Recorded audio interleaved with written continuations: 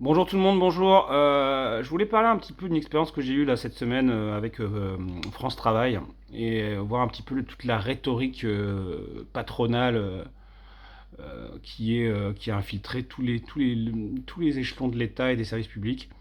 J'explique que pour moi, une assurance chômage, c'est une assurance chômage et que comme j'ai cotisé sur mon salaire pendant plusieurs années, eh bien c'est logique que je reçoive une allocation de chômage quand je n'ai plus de travail. Et là, la conseillère Pôle emploi, très, très gentille, une dame adorable hein, par ailleurs, hein, franchement, ça s'est bien passé, hein, je ne reproche pas personnellement à cette personne. C'est juste qu'elle est indoctrinée comme la plupart des agents du service public, puisque ceux qui ne sont pas endoctrinés se font virer. Voilà, on sait bien. Je vais vous raconter une anecdote qui prouve bien ce point-là ensuite. Et donc cette dame-là me répond, mais non, non, non, c'est plus le cas depuis, je sais plus, 2017, 2018. Maintenant, c'est les cotisations patronales, c'est les cotisations patronales qui payent les cotisations d'assurance chômage. Donc ce n'est pas vous qui cotisez. Je dis pardon, excusez-moi. Non, non, non, non, ça c'est. Alors déjà, le truc de cotisation patronale, cotisation salariale, il y a une partie c'est le salarié, une partie c'est le patron, ça c'est vraiment c'est une arnaque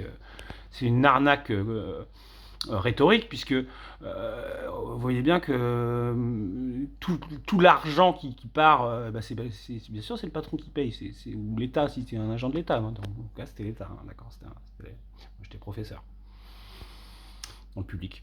De toute façon, c'est toujours l'employeur qui paye tout, puisque c'est ma force de travail, le travail que j'ai effectué qui crée la richesse, ou la valeur ajoutée, ou ce que vous voulez. D'accord, c'est plutôt la valeur ajoutée d'ailleurs que la richesse. Enfin, la richesse, c'est la valeur ajoutée qui fait que j'ai créé quelque chose en plus. Donc c'est ma force de travail qui a créé cette richesse et pour laquelle je suis payé et pour laquelle l'employeur dépense mon salaire net plus toutes les cotisations. Donc si j'avais pas travaillé, ces cotisations elles n'existeraient pas. Donc c'est bien mon travail qui crée cette richesse. D'accord. Faites attention, ça c'est du marxisme de base, d'accord. C'est ma force de travail en tant que travailleur qui crée la richesse. Ce n'est pas le patron qui, dans sa grande clémence, daigne m'accorder un emploi, je sais pas quoi. Non, non, non, non, non, non, c'est pas du tout ça. C'est pas comme ça que ça se passe. Donc de toute façon, c'est ma force de travail qui a créé, donc c'est bien moi qui ai créé ces cotisations, c'est bien moi qui ai cotisé par ma force de travail pour une assurance chômage, et donc je suis légitime à l'exiger, d'accord. Et d'ailleurs, avant, vous savez, il y avait la NPE, il y avait les ACDIC, et puis on touchait ses cotisations chômage, on touchait son assurance chômage aux ACDIC, et puis il y avait la NPE, si on souhaitait retrouver un emploi, c'était pas la même, c'était pas ensemble, quoi, c'était pas, on n'était pas obligé d'être prospecteur, rechercheur d'emploi.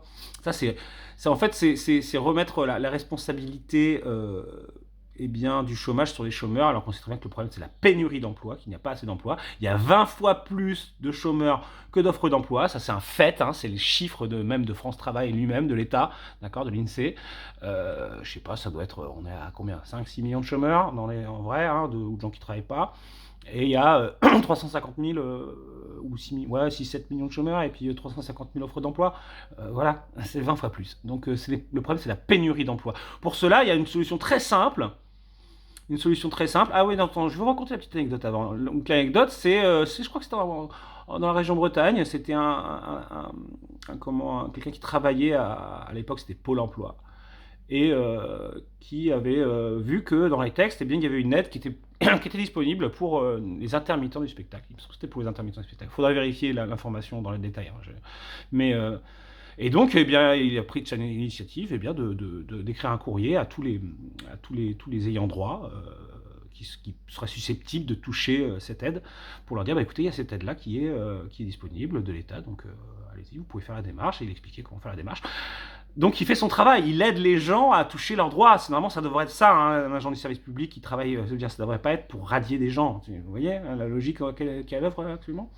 Donc en fait, et ben, quand les supérieurs hiérarchiques se sont rendus compte que, oh mon Dieu, il avait aidé les intermittents à toucher des droits, et ben, il a été viré. Voilà, il a été radié. On l'a gentiment dit, non monsieur, votre travail n'est pas d'aider les gens à toucher les droits. En gros, c'est bon. Donc moi, j'ai vu ça, c'était il y a longtemps déjà, c'était une bonne dizaine d'années. Hein. Quand j'ai vu ce truc-là, j'ai fait, ah ouais, d'accord, bon ben voilà, voilà. Voilà le service public qu'on a aujourd'hui, qui sert les intérêts du privé. Ça va pas du tout, du tout, du tout, du tout. D'accord? Et ça, c'est le système qui est en place. Donc voilà. Donc si on veut une solution, pareil, marxiste de base, je veux dire, le problème,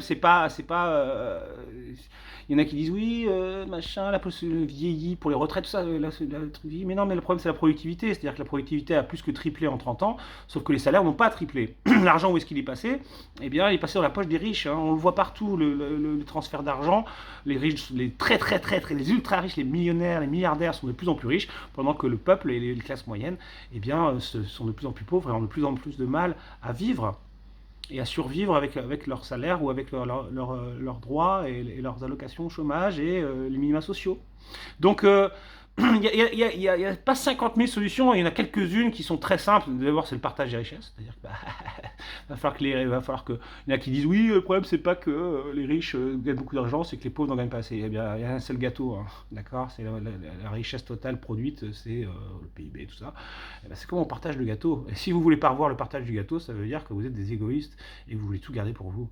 Et ces gens-là, ils disent toujours non, non, non, ah, non, non, faut produire plus, et comme ça, il y aura plus. Voilà, donc la croissance, donc c'est cette obsession de la croissance qui crée la destruction du monde. Alors, ce qu'il faut, donc le principe, c'est partage des richesses, et donc partage du temps de travail. Ça veut dire qu'on devrait tous, vu qu'il y a une pénurie de travail, c'est-à-dire qu'il n'y a pas assez d'heures de travail nécessaires pour la bonne conduite, vu que la productivité a augmenté, on produit plus en travaillant avec moins d'heures de travail. Donc, eh bien, il y a besoin de moins d'heures de travail, même si les besoins augmentent, eh bien, la productivité augmente plus vite. D'accord? Donc ça veut dire qu'il y a besoin de moins d'heures de travail, la somme totale d'heures de travail nécessaires est moins grande qu'il y a quelques années. Et donc, mais si on garde le même temps de travail pour tous, et ben, oui, forcément, il n'y a plus de place pour tout le monde. Donc il faut baisser le temps de travail. Si on baisse le temps de travail, ça marche, hein. Tous les pays qui l'ont appliqué, ça fonctionne, hein. D'accord? Alors bien sûr, c'est très complexe à mettre en place, puisque ça dépend des secteurs et tout ça. Voilà, ça c'est de manière générale, c'est le constat général. Et après, dans l'application, bien sûr, ça demande du temps. Mais si la politique va dans le contraire de ce sens-là, eh bien, tout va pour le pire. D'ailleurs, c'est ce qu'ils veulent, hein. Ce qu'ils veulent, c'est une armée de réserve. C'est-à-dire que le marché du travail n'est pas un marché quand on n'a pas le choix d'accepter un travail pour survivre. Dans les années 60, quand c'était le plein emploi, eh bien, on pouvait dire, bah, écoutez, si vous me traitez comme de la merde en tant que patron ou en tant qu'employeur, eh bien, moi, je vais voir en face. Alors, je vais voir autre part. Et puis, tout très bien. Mais ça marchait quand il y avait possibilité d'aller autre part. Et quand il n'y a plus de possibilité, eh bien, il n'y a plus. C'est du chantage à l'emploi. C'est-à-dire que, voilà, c'est la survie. C'est ce qu'on appelle l'armée de réserve. Ils veulent une armée de chômeurs en réserve. Comme ça, ils peuvent faire le chantage à l'emploi. C'est-à-dire que, ouais, bah, vas-y, plains-toi, bah, tu vas voir. Tu vas crever et puis tu vas jamais retrouver un travail. Donc ferme ta gueule. Voilà, c'est ça leur discours, hein, d'accord? Donc partage du temps de travail. Tous les endroits où ils ont baissé à 32 heures, 28 heures, ça marche, hein, d'accord? Les pays où ils l'ont fait, le chômage diminue. Et ça veut dire aussi augmenter les salaires. Et donc que les actionnaires, tous les gens de la bourse et tous les gens de la haute finance, eh bien, lâchent le fric, quoi. Il faut lâcher l'argent, les gars. Il va falloir lâcher, hein. Tous ceux qui défiscalisent dans les paradis fiscaux et tout ça, là, les trucs opaques, là. D'ailleurs, il y a tout un système légal qui est mis en place pour faciliter ces gens-là, hein, d'accord? Donc, il va falloir faire le ménage là-dedans, hein. Si on a des vrais gens de gauche qui arrivent aux responsabilités, ah ouais, il va falloir casser toute cette logique. D'ailleurs, ceux qui s'attaquent à ce genre de choses, regardez Eva Joly, hein, comment elle a pris plein la gueule, d'accord? Ceux qui dénoncent les systèmes, on va dire les Panama Papers, c'est des centaines et des centaines de documents qui prouvent, hein, tout le système de corruption généralisée dans le système bancaire et financier. Qu'est-ce qui se passe derrière? Rien, hein, alors que c'est le travail de centaines de journalistes sur plusieurs années. Donc on voit bien qu'il y a toute une partie du système, et c'est ces gens-là qui ont le pouvoir, qui ont l'argent, qui de toute leur force, refusent qu'on aille dans le bon sens, pour le peuple et pour tout le monde. D'accord? Donc ça veut dire avoir des salaires qui permettent de vivre dignement pour tout le monde, et donc ça veut dire les riches, là, il va falloir lâcher votre pognon, là, il va falloir lâcher votre fric. C'est fini, là. C'est que comme ça, les Trump et compagnie, là, les Zuckerberg, les machins, là, enfin, je sais pas Zuckerberg, mais Elon Musk, etc. Les gars, il va falloir partager, c'est fini, hein, c'est fini ce temps-là. Sinon, bah, regardez la Terre, elle va cramer, hein, vous allez extraire toute la richesse de la Terre jusqu'à ce qu'elle meure. Donc là, c'est la survie de la planète et de l'humanité dont il est question. Et c'est juste par la rapacité et la cupidité et le refus du partage des richesses, quoi. C'est tout, en fait. Voilà, c'est la seule chose qui est en compte, et c'est que à cause de ces gens-là, et ça, alors, ça repose également sur une espèce de prédicat de base qui dit l'homme est un loup pour l'homme, ça c'est le capitalisme, hein, d'accord, qui dit on cherche tous à être, se mettre bien pour nous-mêmes, et donc on pense avant tout à soi, et on est égoïste, l'homme est égoïste par nature, et donc il faut accepter ce fait, et donc organiser de façon à ce qu'un système qui est basé sur la compétition des uns avec les autres, puisque c'est la nature. Voilà, ça c'est et en faire un système plutôt vertueux. Alors ça a fonctionné pendant pas mal de temps, hein, d'accord, effectivement. On peut dire que pendant pas mal d'années, les conditions de vie, d'une manière générale, se sont améliorées, sauf que là, on arrivait à une limite. Puisque ça fonctionne dans un truc, effectivement, qui repose sur la croissance, et donc plus ça va, plus ça monte, mais sauf qu'à un moment, on arrive à la fin des ressources. Et là, on y est à la fin des ressources. On est à la fin des ressources naturelles disponibles sur cette Terre. Si on continue, on va détruire la Terre. Donc maintenant, eh bien, il faut changer de logique, changer de paradigme, encore une fois, et aller sur l'entraide. L'entraide, le partage des richesses. Et ne plus penser l'homme est loup pour l'homme, compétition des uns pour les autres, la compétition libre et non faussée, là, d'accord, hein, marché, machin. L'Union européenne est dans la même logique, complètement délétère, complètement meurtrière, j'ai envie de dire, hein, criminelle. J'ai presque envie de dire criminelle maintenant, hein, au point où on en est. Hein. Donc non, il faut arrêter cette logique, il faut revenir à beaucoup plus d'entraide, beaucoup plus de services publics, beaucoup plus eh bien de mettre ensemble, de partage. C'est tout, en fait. Et ça, c'est du marxisme de base, hein, d'accord. Et c'est même pas du communisme, parce que c'est plutôt du socialisme, hein, d'accord. Parce que le communisme, c'est encore autre chose. Voilà. Après, bien sûr, quand on rentre eh bien, dans les détails, il y a des solutions, il y a des gens qui ont des solutions, hein, d'accord, c'est très radical. Il y a Bernard Friot, par exemple, qui propose le salaire à vie. Voilà, que ça soit attaché à la personne et non pas à la fonction, enfin, et non pas au travail. Il y a plein d'idées, hein, d'accord. Et après, il y a des compromis, il y a plein de choses à trouver. Et il y a plein de spécialistes, je ne suis pas non plus économiste, donc c'est très complexe, mais c'est la logique de base qui est à l'œuvre qu'on doit remettre en cause. Si on est dans une logique de compétition des uns contre les autres et non pas une logique d'entraide et de partage, ça va jamais être, on ne pourra jamais résoudre les problèmes, ça ne va jamais être résolu. Pourtant, ce qu'il faut, c'est justement que les problèmes soient résolus. Il faut qu'on revienne vers une logique de partage, d'entraide, partage du temps de travail, partage des richesses. On arrête toute la finance internationale, tout le fric, là, tous les gens qui pompent l'énergie des honnêtes travailleurs, qui se lèvent tous les jours pour travailler. Et la force de travail vient, hein, vous savez, c'est pour ça que le droit de grève, ça leur fait peur, hein, de se mettre en grève. Hein, vous savez, ils n'en ont rien à foutre que quelqu'un gueule dans la rue. Enfin, si, ça peut avoir, si c'est des millions de personnes, ça a du poids, mais au final, je veux dire, la fois où on a gagné des choses, c'est quand on fait grève générale et qu'on commence à tout péter, quoi. Ah bah là, ça met en cause leurs intérêts, leurs fric, quoi, et là, ils flippent. D'accord. Et si en plus on vient les voir, qu'on va devant leur maison avec une torche à la main, qu'on dit les gars, on vous voit, on va cramer votre maison, c'est ce qui s'est passé pendant les Gilets jaunes, hein. C'est à ce moment-là, quand ils ont tout pété sur les Champs-Élysées, quand ils ont défoncé la porte d'un ministère aux Transpalettes, quand ils ont mis une torche et qu'ils sont arrivés avec des torches devant les maisons des grands patrons du CAC 40 pour leur dire on vous voit les gars, on va vous cramer, sans le faire, hein, mais leur dire oh putain les gars, arrêtez là, voilà, ça suffit là.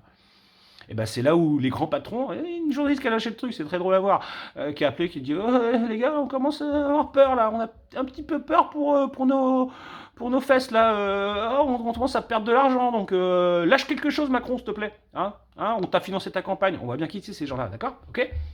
Et ben c'est là où Macron a lâché 10 milliards. Ces gens-là ils nous laissent pas le choix en fait. Ils nous laissent pas le choix parce que si on leur oblige pas par la force et par le nombre à lâcher leurs intérêts de merde, et jamais ils le lâcheront. Donc la révolution de l'amour, gentil, faut être poli, c'est très bien, mais on ne vit pas dans ce monde-là, d'accord. Ces gens-là, c'est des putains de vampires, c'est des putains de... Enfin, des vampires, j'en sais rien, encore une fois, je raconte les vampires en soi.